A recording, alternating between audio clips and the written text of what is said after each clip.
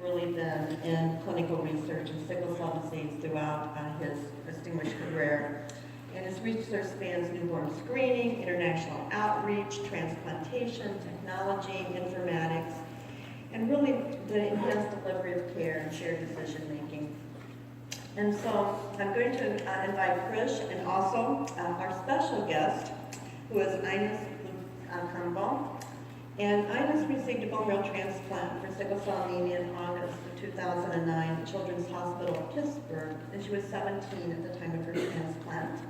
And her sister Martha offered Ines her bone marrow so she could get some free onion rings. So that turned out, I think, to be probably a pretty good deal. And Ines is now 25 years of age, and she's really dedicated her life to sickle cell research and hopes to make that a part of her enduring career, and has been up on the Hill and involved in legislature's activities in terms of sickle cell promotion, education, and awareness. So I would like to invite Ines to come up. And Krish, could you also come on up? I know you're going to speak second, but please join me up here.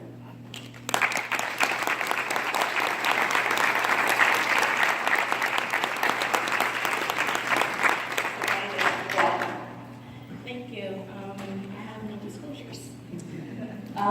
In speaking about decision making, especially from a patient perspective, I'd like to kind of first inform you all on where I was and how my sickle cell kind of affected me prior to making the decision to have a bone marrow transplant. So when I was 5 years old, I had a very special day, and I'll never forget this day because it was my first day of kindergarten, and it was also the last day that I remember not having pain prior to the transplant. So something I always did was I would close my eyes and I would ask myself, where does it hurt? So I would go from my feet, all the way through my legs, my torso, and down to my arms. And I remember that my first day of kindergarten, I was just super excited, and I closed my eyes and I asked myself, where does it hurt? And it didn't hurt at all, nothing hurt. I wasn't having any pain, and I was elated. Unfortunately, that would be the last time I would have that feeling for at least another 14 years. So over the years, I sort of developed coping mechanisms for living with sickle cell disease. And this is probably an unhealthy coping mechanism, but what I decided to do was basically just ignore it to as much as I could ignore it. I mean, my thought process was that we all have things about ourselves that we wish we could change, that we probably don't like. Some people have freckles, some people have crooked teeth. I had sickle cell and crooked teeth, but that's another presentation. So because I had sickle cell, I didn't see any value in complaining about it. I've never been a fan of complaining about things you can't necessarily change. So I just sort of went through life and barreled through and tried to accomplish different milestones in my life with sickle cell. So I remember when I was in high school, I sort of developed this routine where I would wake up and while I was still in bed, I'd ask myself, where does it hurt? And then I'd roll over to my nightstand and I'd have ibuprofen, hydrocodone, and oxycodone, and a glass of water or a bottle of water. I would take a couple pills, and I would get ready for school. And that was something that I learned to do over the years. It was part of my life, and it didn't bother me at all. So my parents first approached me with the option of having a bone marrow transplant when I was around 10 years old. And at the time, my physicians didn't think it was a good idea because the risks of transplant did not outweigh the risks of sickle cell. So the thought process was basically that I wasn't sick enough to have a bone marrow transplant. And I agreed with them. I thought that I didn't need a transplant. I didn't think it was worth it. So I kind of just continued living my life as much as I could.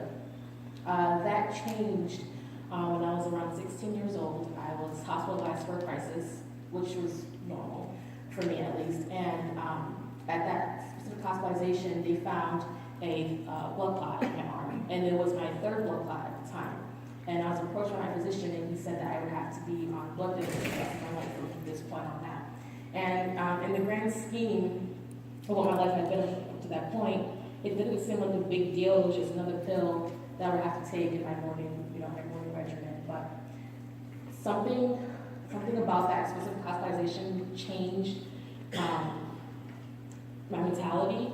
For the first time at 16 years old, I was really aware of my mortality. I was worried about my future. I had lived with pain and crisis for all this time, but I learned to kind of deal with it. But when he said, "Well, you can be on with this rest of your life," that just seemed like I didn't want to accept that. So I was talking to my parents about that, and my dad came to me and we were having dinner, and he said, "Well, there's this magical doctor in Pittsburgh who's curing people of their sickle cell disease." And I was like, "Yeah, okay, we'll see about that." And they were like, "No, seriously, he's actually doing it." So I said, "Okay, fine, I'll meet with him." This will be the second doctor that I met with about transplant, and I was very apprehensive about this whole process. So I met with Dr. Krish, and I had this list of questions. And I don't know if you remember, but most of my questions revolved around school and outcomes. So I didn't care about, immunosuppression. I didn't care about chemotherapy. They said graft-versus-host disease. It was a million times to me. I didn't care about that. I didn't care about the risk of infertility. What I cared about most was getting better. What I cared about most was getting rid of my pain. What I cared about most was improving my quality of life. So at that point, when we were having a bone marrow transplant, the risks were worth it to me, because I assumed, well, either I have a transplant, it's unsuccessful, or I possibly die, or I could continue with sickle cell and, die either way. So I thought, okay, I'll have the transplant. So we had the transplant, and luckily it was successful. I recently, as they mentioned, I recently celebrated my 7th year anniversary in September. And looking back, I've done some work with sickle cell patients who have considered transplant before, and looking back, I was thinking about what were the primary factors that kind of pushed us towards having a bone marrow transplant, at least from the patient perspective.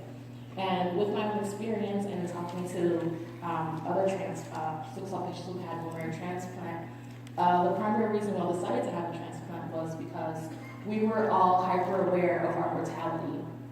We've lived with sickle cell for all these years, and we sort of gotten used to it, and we were used to the hospitalization. So the medical procedures involved in having a bone marrow transplant don't scare us, because we've been in hospitals before. That's what we're used to. What we cared about the most was after. Would it work, first of all, and would our lives change significantly after the transplant? And that was something that a lot of my physicians couldn't really answer. And the only way I got those answers, was in speaking with other people who have had bone marrow transplant. After all these years, I've only met these 4 people who have had successful bone marrow transplant. And they were the ones who could really tell me whether or not it would work, and whether or not their life really improved after transplant. So that was the first thing, was mortality. The second thing would be just lack of accurate information. So even today, there are a lot of people who don't know that bone marrow transplant is a permanent cure for sickle cell disease when it's successful. There are a lot of patients who have no idea that it even exists.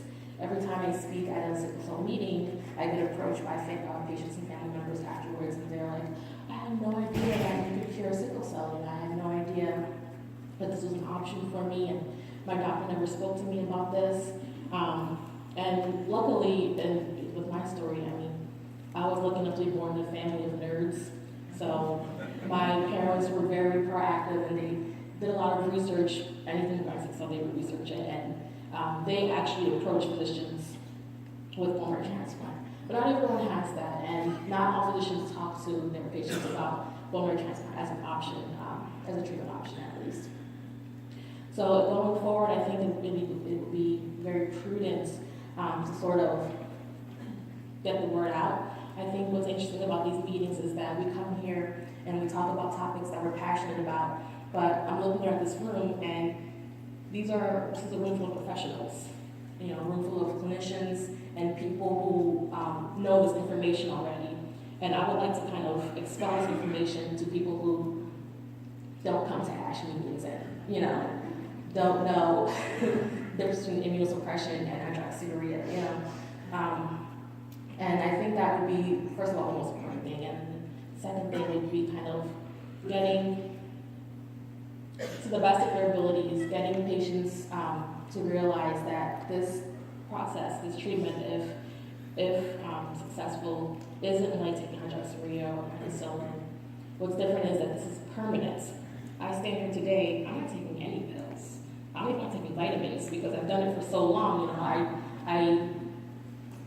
I didn't expect to be as healthy as I am now, even with a successful transplant.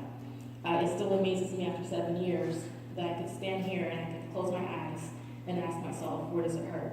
And I will not feel anything, no pain.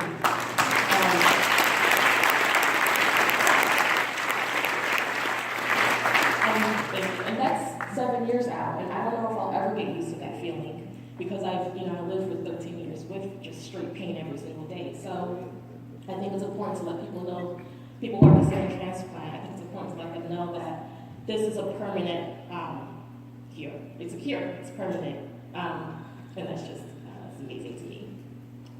Thank you.